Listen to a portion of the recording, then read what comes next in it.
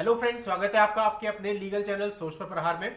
मैं हूं सनी शर्मा और दोस्तों आज की इस वीडियो में बहुत ही इंपॉर्टेंट चीजें आपके लिए लेकर के आया हूं, बहुत ही प्रैक्टिकल चीजें आपके लिए लेकर आया हूं। और ये मैं पहले बता दूं कि बहुत सारी महिलाएं ऐसे होंगी जो इस वीडियो को देखकर नाराज हो जाएंगी, तो यह मैं उनसे कहना चाहूंगा कि मैं केवल वो वीडियोज बना रहा हूं जो सोसाइटी की नीड है। इसको पर्सनली लेने की बिल्कुल भी जरूरत नहीं है। आप सबकी हेल्प के लिए, महिलाओं की हेल्प के लिए भी मेरे चैनल पर एक प्लेलिस्ट बनी हुई है, उसमें आपकी हेल्प के लिए हर तरह का वीडियो आपको मिल जाएगा।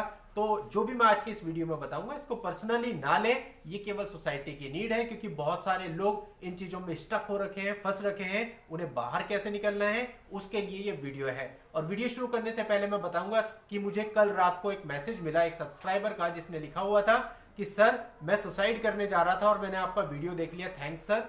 तो मैं उन सब्सक्राइबर और बाकी सबको भी ये कहना चाहूंगा कि इससे कायरतापूर्ण हरकत कोई दूसरी नहीं हो सकती। यदि आप किसी की वजह से परेशान है तो आपको अपनी लाइफ को खत्म करने की जरूरत नहीं है। लाइफ केवल एक ही होती है और बहुत मुश्किल से मिलती है, एक ही बार मिलती है। तो दोस्तों अगर आपके साथ कुछ गलत हो रहा है तो आप उसका विरोध करना सीखिए, उसके बाद काउंटर अटैक करना सीखिए। ये क्या तरीका हुआ कि आप अपनी लाइफ ही खत्म कर देंगे।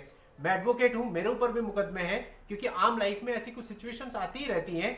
लाइक कई बार ऐसा होता है मैट्रिमोनियल मुकदमे हो जाते हैं, कई बार होता है कोई हमारी जमीन कब्जा लेता है, कई बार होता है कोई हमारी गाड़ी में ठोकर मार देता है, कई बार होता है कि कोई हमारी बहन बेटियों के साथ छेड़छाड़ कर देता है। तो क्या हम कायरतापूर्ण तरीके से आत्महत्या कर लें या वापसी उसका जवाब दें? तो दोस्तों ये आत्महत्या और सुसाइड जैसी चीजें बहुत ही घटिया चीजें हैं। तो मैं उन सब्सक्राइबर से और बाकी सभी से विनती करना चाहूंगा कि यदि कोई भी इतना डिप्रेशन में है कि वो सुसाइड करने की सोच रहा है तो भैया उससे बाहर आ जाओ। जिसकी वजह से आप वहां पर हो उन लोगों को सबक सिखाओ, उन लोगों पर काउंटर अटैक करो।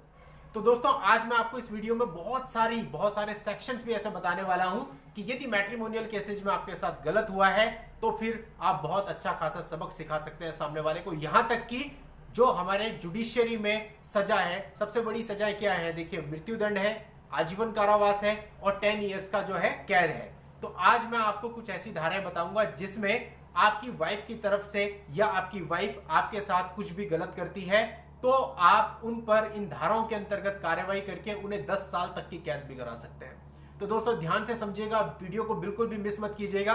एक एक पॉइंट आपको बहुत इंपॉर्टेंट बताने वाला हूं। बस इतना कहना चाहूंगा, यदि आप हमारे चैनल पर नए हैं, अब तक चैनल को सब्सक्राइब नहीं किया है तो सब्सक्राइब करके नोटिफिकेशन बेल पर जरूर क्लिक कर लें, ताकि जब भी मैं फ्यूचर में ऐसी कोई लीगल वीडियो लेके आऊं उसकी जानकारी आपको सबसे पहले मिले। दोस्तों वीडियो में सबसे पहले मैं आपको बताना चाहूंगा, कल मुझे कंसल्टेशन पे एक मैडम की कॉल रिसीव हुई थी। उन्होंने बहुत ही अच्छी बात कही। उनके यहाँ से जो उनकी बहू थी वो उनका सारा जेवर लेकर के अपने मायके में चली गई। तो जो ऑर्नामेंट्स थे उनकी कीमत वो बता रही थी 25 लाख के आसपास थी। उनका कहना यह था कि सर वो मेरे सारे जेवर ले गई है और वो सारा मेरा स्त्री धन था। अब दोस्तों आपको पता होगा जो वाइफ है वो अपने स्त्री धन के लिए बाद में मुकदमा डालती है कि मैंने पापा ने इतना इतना दिया था और ये मुझे वापस चाहिए। तो वो जो लेडी थी वो कह रही थी जो मेरा स्त्री धन था वो ले गई, तो क्या वो जो लेडी है वो भी स्त्री धन के लिए मुकदमा कायम कर सकती है? बिल्कुल कर सकती है दोस्तों, क्योंकि वो सारा का सारा जो लेकर के गई है वो उन लेडी यानी उनकी जो सासू माँ है उनका स्त्री धन था और वो अपने स्त्री धन की डिमांड तो उससे कर ही सकती है। और दूसरा, यदि इसके लिए आपके पास कोई एविडेंस भी अवेलेबल है, जैसे कि आपके पास कोई वीडियो रिकॉर्डिंग है या आपके पास कोई फोन रिकॉर्डिंग है, तो आपका काम और आसान हो जाएगा।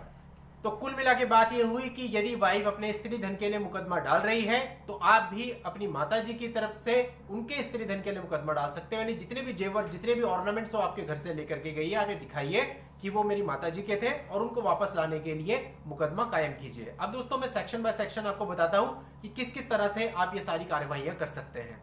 देखिए दोस्तों, कई बार एक बहुत कॉमन सी प्रॉब्लम होती है कि वाइफ अपने मायके जाती है और वो सारे ऑर्नामेंट्स ले जाती है। कई बार वो ऑर्नामेंट्स ले जाकर के अपनी जरूरतों के लिए उसको बेचकर उसके पैसे को यूज कर लेती है।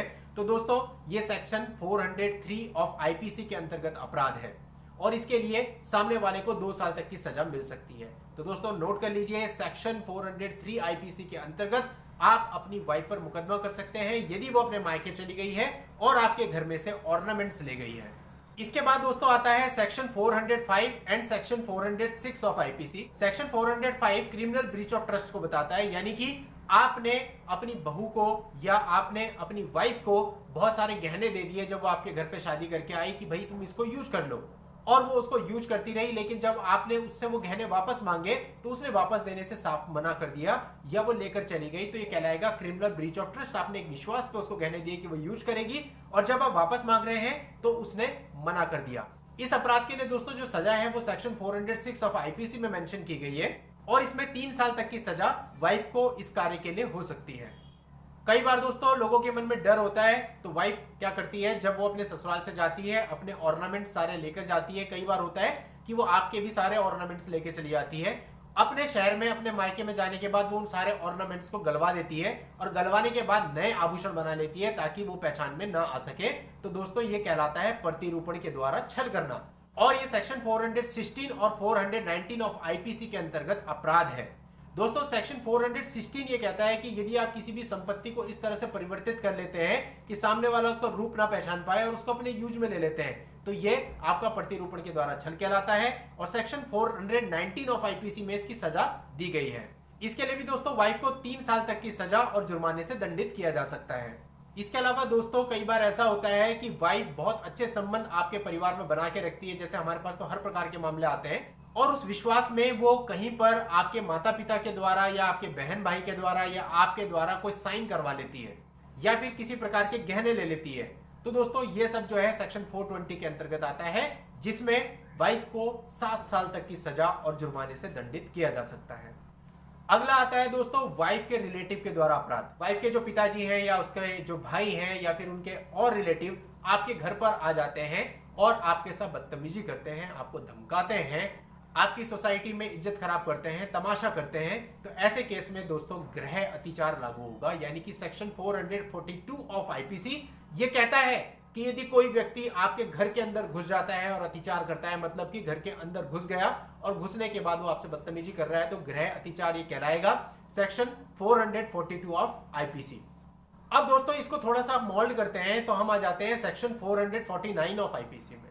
सेक्शन 449 ऑफ आईपीसी ये कहता है कि यदि कोई व्यक्ति आपके घर के अंदर घुसता है और कोई ऐसा अपराध कारित करने के लिए घुसता है जिसकी सजा मृत्युदंड हो, तो ऐसे केस में वो व्यक्ति 10 साल तक की सजा का दोषी होगा। और होता दोस्तों यही है कि जब भी आपके घर पे कोई वाइफ का ऐसा रिलेटिव आता है तो बड़ा कॉमन हो गया है आज के समय पे कि तेरे को जान से मरवा दूंगा, ये कर दूंगा, वो कर दूंगा, दुनिया भर की धमकियां जान से मारने की दी जाती हैं। यानी कि इस धारा के अंतर्गत दंडनीय अपराध किया जाता है और उस धारा के अंतर्गत बहुत कठोर सजा है दोस्तों, 10 साल तक की सजा है। तो यदि आप ये लिखवा देते हैं कि यदि किसी व्यक्ति ने गृह अतिचार किया और आपको मारने की नियत से किया, तो सेक्शन 449 आप उस पर इंपोज करवा सकते हैं। इसके बाद दोस्तों आता है सेक्शन 450 ऑफ आईपीसी, ये भी लगभग सेम है। ये कहता है कि यदि कोई व्यक्ति गृह अतिचार करता है किसी ऐसे अपराध को करने के लिए जिसकी सजा आजीवन कारावास है, तो ऐसे केस में भी उसको 10 साल तक की सजा और जुर्माने से दंडित किया जाएगा। यानी कि यदि कोई व्यक्ति वाइफ की तरफ से आपके घर में घुस जाता है तो बड़े आराम से आप ये बात कह सकते हैं कि वो इस अपराध को करने के लिए आया था, उसने धमकी भी दी और अपराध को करने की कोशिश भी करी, तो आप इस धारा के अंतर्गत भी मुकदमा दर्ज करवा सकते हैं। इसमें भी उसको 10 साल तक की सजा और जुर्माने से दंडित किया जा सकता है। तो दोस्तों इस प्रकार से कई सारी धाराएं हैं जिनके अंतर्गत आप वाइफ और उसके रिलेटिव्स सबका हलवा बना सकते हैं। अगर आपके साथ गलत हो रहा है, ये ध्यान रखिएगा, मैं बिल्कुल भी इस बात के लिए किसी को भी उकसा नहीं रहा हूं कि गलत तरीके से आप किसी के ऊपर इल्जाम लगाएं। मेरे कहने का मतलब सिर्फ इतना है कि यदि आपको गलत फंसाया गया है, आपको हैरेस किया जा रहा है, तो वापसी में आप ये सारी चीजें कर सकते हैं। अभी दोस्तों प्रैक्टिकली क्या होगा, ये तो चलिए मैंने आपको सारे कानून बता दिए। अभी प्रैक्टिकली ये होगा कि यदि आपके साथ ऐसी कोई घटना घटती है और आप इन सेक्शंस के अंतर्गत एक एप्लीकेशन पुलिस स्टेशन में देते हैं, तो पुलिस वाले मुकदमा दर्ज करने से मना कर देते हैं, क्योंकि तो बड़ी बड़ी धाराओं में ही मना कर देते हैं। तो ये ऐसी ऐसी धाराएं जो जनरली यूज में ही नहीं आती, तो इनके लिए वो क्या एफआईआर दर्ज करेंगे। तो दोस्तों फिर भी एक फॉर्मेलिटी को पूरा करने के लिए आप पुलिस स्टेशन में एक एप्लीकेशन देंगे, ऑनलाइन भी एक एप्लीकेशन डाल देंगे अपने एसएसपी साहब को कि ऐसी ऐसी घटना आपके साथ हुई है और इन धाराओं में मुकदमा दर्ज किया जाए। उसके बाद ये तो लगभग ये लगा लीजिए कि 95% तय है आपका मुकदमा दर्ज नहीं होगा। अब दोस्तों मुकदमा दर्ज नहीं होता तो आप सीधा कोर्ट में जाके कंप्लेंट केस फाइल कर दीजिए। और कई बार आज के समय पे आपके पास एविडेंस भी होते हैं, क्योंकि मोबाइल रिकॉर्डिंग सबके पास अवेलेबल होती है, वीडियोज बन जाते हैं, बहुत सारी चीजें होती है। तो जब आपके पास एविडेंस भी है, आप साबित भी कर सकते हैं, तो क्यों बैठे हैं आप पुलिस के चक्कर में। आप कंप्लेंट केस फाइल कर दीजिए और जब कंप्लेंट केस में एविडेंस का टाइम आएगा तो उस समय पे वो सारी चीजें जो आपके पास है उसको कोर्ट के सामने ले आइए। बस आपके वकील साहब अच्छे होने चाहिए जो आपको उस तरह से प्रेजेंट कर सके।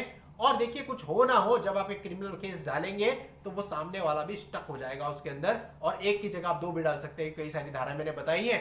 एक कंप्लेंट केस में आपने कुछ धाराएं ले ली, दूसरे कंप्लेंट केस में आपने कुछ धाराएं ले ली। एक कंप्लेंट केस आपने आज डाला, एक आपने 4 महीने बाद डाल दिया। तो बहुत सारे तरीके हैं जिससे जो है आप सामने वाले को इतना परेशान कर सकते हैं कि सामने वाला खुद कहेगा कि भाई खत्म करो, बहुत हो गया, उसे लगेगा कि मैं खुद फंस गया हूं।